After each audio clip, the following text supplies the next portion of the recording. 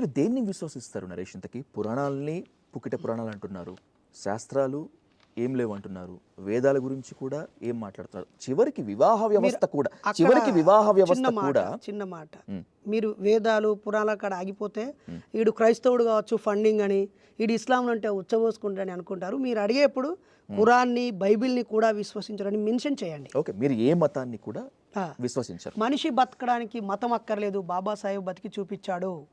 1927లోనే December 25న మనుధర్మాన్ని కాలబెట్టి హిందువుగా పుట్టిన నేను హిందువుగా జీవించను, పుట్టడం నా చేతిలో లేదు కాబట్టి పుట్టాను అని చెప్పి మతం లేకుండా బతికి 1956లో 27లో ప్రకటించిన ఆయన 56 దాకా ఏ మతం లేకుండా స్వేచ్ఛగా బతికాడు. చివరికి బౌద్ధం అది మతం కాదు అని ప్రకటించి చివరగా నేను ఖచ్చితంగా నా సమాజానికి ఒక నిర్దేశం ఇవ్వాలనుకున్నప్పుడు ఆత్మ, పునర్జన్మ, స్వర్గము, నరకము, దేవుడు అనే భావనకు స్థానం లేని ఆదర్శ జీవన విధానాల్లో ఆయనకి మొట్టమొదటి ఉన్నతమైంది బౌద్ధమే కనిపించింది. కాబట్టి ఆయన 22 ప్రతిజ్ఞలు ఇచ్చి 22 ఓట్స్ రాసి సైన్ చేసి బౌద్ధాన్ని స్వీకరించాడు. కాబట్టి మనిషి బతకడానికి మతం అక్కర్లేదు. ప్రపంచంలో ప్రధాన క్రైస్తవం, ఇస్లాం, తర్వాత హిందూ అనుకుంటే ఈ క్రైస్తవం, ఇస్లాం తర్వాత 3వ అతిపెద్ద జనాభా ఏ మతాన్ని విశ్వసించని నాస్తిక హేతువాదులే.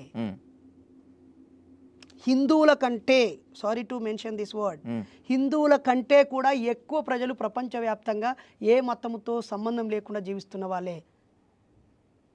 అంతే, ఇంకేం కావాలి మీకు ఆన్సర్? మీకు మతం పైన విశ్వాసం లేదు, వివాహ వ్యవస్థ పైన కూడా విశ్వాసం లేదు. ఎవరన్నారు? మీరే చెప్పారు కదా, ఏ మతాన్ని కూడా మేము విశ్వాసం మతం లేకుండా జీవించవచ్చు అన్నాను. ఓకే, మీరు దానికి ఇంకో దాని లింక్ పెడితే ఎట్లా? ఓకే, సబ్జెక్ట్ టు కరెక్షన్, మతం లేకుండా కూడా జీవించవచ్చు. అవును, ఓకేనా? ఏంటి వివాహ వ్యవస్థ పైన మీకున్నటువంటి ఆబ్జెక్షన్స్ ఏంటి అసలు? మీకు దగ్గర ఏమైనా ప్రత్యామ్నాయం ఏదన్నా ఉందా? Yes, good question, thank you for asking this question. వివాహ వ్యవస్థ పరిణామం జరిగినప్పుడు మనిషి నాగరిక సమాజంలోకి వస్తూ ఉన్నప్పుడు పశువులు ఒక కుక్కని తీసుకుంటే భార్య కుక్క ఉండదు, మేకను తీసుకుంటే ఈ మగ మేక ఆడమేక భార్యాభర్తలు అనే బంధం ఉండదు. కేవలం మనిషికి ఒక సోయి వచ్చాక నేను ఈవిడకి తోడు, ఈవిడ నాకు తోడు, నేను ఇంకో చోటుకి వెళ్ళను, ఈమె ఇంకో చోటుకి వెళ్ళకుండా ఉండాలి అని ఒకరి పట్ల ఒకరికి ప్రేమ బాధ్యత ఏర్పడ్డప్పుడే భార్యాభర్తల కుటుంబ అనుబంధం ఏర్పడింది. దాన్ని మేము గౌరవిస్తాము. అలా బతకడానికి ముహూర్తాలతో పని లేదు, బైబుల్ వాక్యాలతో పని లేదు, ఇంకేదో నిఖా వ్యవస్థతో పని లేదు. ఇద్దరు మనుషులు కలిసి జీవిస్తామని చేసుకునే సామాజిక ఒప్పందమే వివాహము. వాళ్ళు ఏ దేశంలో నివసిస్తున్నారో ఆ దేశ చట్టాల ప్రకారంగా, నేను ఇండియాలో జీవిస్తున్నాను కాబట్టి ఇక్కడ స్పెషల్ మ్యారేజ్ యాక్ట్ అనేది ఒకటి ఉంది. ఓకే, ఆ యాక్ట్ ప్రకారంగా ఈవిడ నా భార్యగా నేను జీవిస్తాను, నేను భర్తగా జీవిస్తానని మేమిద్దరం సైన్ చేసి చట్ట ప్రకారంగా ఈ దేశ రాజ్యముద్ద 3 సింహాలు వేసుకొని మేము ఇతరులకు ప్రకటిస్తాం. నేను చేసుకున్న ఒప్పందం మీరి కుటుంబ జీవనాన్ని నేను అతిక్రమించినప్పుడు దాన్ని ఆధారంగా చేసుకొని ఆమె నన్ను చట్టం ఆధారంగా శిక్షిస్తుంది, నేను ఆమెను శిక్షిస్తా, అంతే. కాబట్టి ఇద్దరు పెళ్లి చేసుకోవడానికి ఒకరిపై ఒకరికి ప్రేమ నమ్మకము ఉంటే చాలు. వాళ్ళు అన్యోన్యంగా జీవిస్తూ వాళ్ళు ముందు ప్రణాళికతో ముందుకు సాగితే సరిపోద్ది. దీనికి ముహూర్తాలతో కానీ పెళ్ళిళ్ళని marriages are made in heaven అనేది నేను నమ్మను.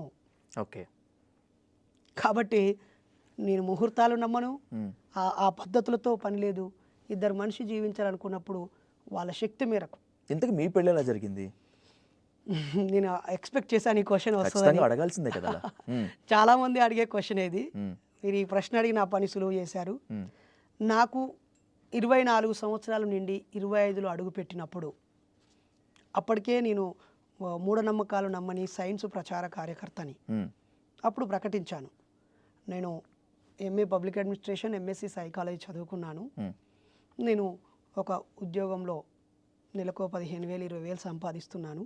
ఆస్తిపాస్తులు ఏమీ లేవు, అంతస్తులు ఏమీ లేవు, కులము లేకుండా, కట్నం లేకుండా, ముహూర్తాలు లేకుండా, తాళి మట్టెలు లేకుండా, భారత రాజ్యాంగాన్ని గౌరవించి స్పెషల్ మ్యారేజ్ యాక్ట్ ప్రకారంగా రిజిస్ట్రేషన్ మ్యారేజ్ చేసుకునే, ఎలాంటి వృధా ఖర్చు లేకుండా చేసుకునే అమ్మాయిని నాకు ఎవరైనా ప్రతిపాదిస్తే నా ఫోటో ఆమెకు చూపించి పరోక్షంగానే వెళ్ళి పెళ్లి చూపులను పెట్టి ఏదో స్కానింగ్ చేసి రిజల్ట్ ఇవ్వడం కాకుండా వాళ్ళు సంసిద్ధమైనవి నా దగ్గరకు వస్తే, నాకు సంసిద్ధమైనవి నేను వారికి చెప్తే, ఆ తర్వాత ఇద్దరు ఎదురెదురుగా కూర్చొని మాట్లాడుకొని కలిసి జీవిస్తామనే నమ్మకం వస్తే, లేదా కొంత టైం తీసుకొని ఫోన్ ద్వారానో తనకు తెలిసిన వాళ్ళు తన లోటుపాట్లు, నాకు తెలిసిన వాళ్ళు నా లోటుపాట్లు విచారించుకొని ముందుకు సాగుదామని ప్రకటించాను.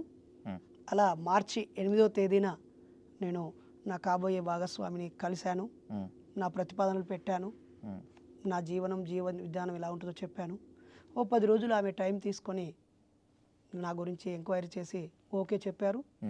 అయినా ఒక 3 నెలలు గ్యాప్ తీసుకొని జూన్ 21 ఆదివారం రోజు మేము దండల పెళ్లి చేసుకున్నాము.